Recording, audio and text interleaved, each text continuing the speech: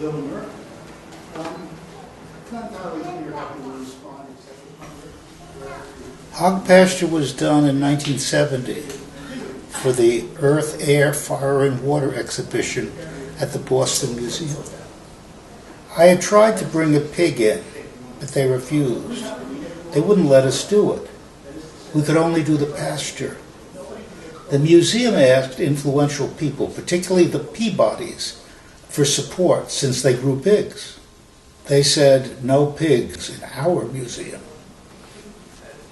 It was okay for Dennis Oppenheim's watchdogs to be on site, but not our pigs.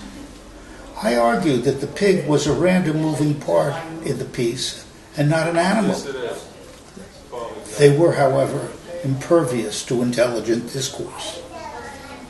The odd thing is that the MOCA reenactment looks as good, if not better, than the original work in Boston. This pig, Wilma, is to make up for the mistake the Boston Museum made 42 years ago. The pig was brought to the MOCA by Amazing Animals. Wilma is a 6-month-old New England pig, and she loves the exhibit because of the food that it offers her. She had been prepped for and looking forward to this natural meadow that will feed her. Maybe her first meadow? The significance of the piece is what you see. All of a sudden, people are looking at the environment in one way or another, and they're looking differently. In other words, it's bringing their attention in a way that is meaningful. They're enjoying it. Once the show is over, the pasture will go to a school so that the children there can take care of it and learn about animals.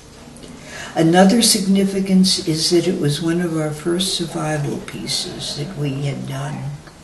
We thought if we are going to survive as a species, we're going to have to learn how to grow our own food and take care of ourselves at one point or another. So we started looking at what that means. How do we maintain and support our topsoil? For instance, it takes almost 1,000 years to grow 1 inch of topsoil. How precious is that? That was the meaning it had in the 70s for us.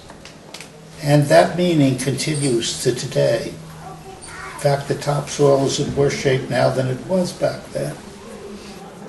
When we did the work originally, it was winter in Boston, and lovely to come in from the winter and see a green pasture and be warm, and people gathered there with a great sense of relief.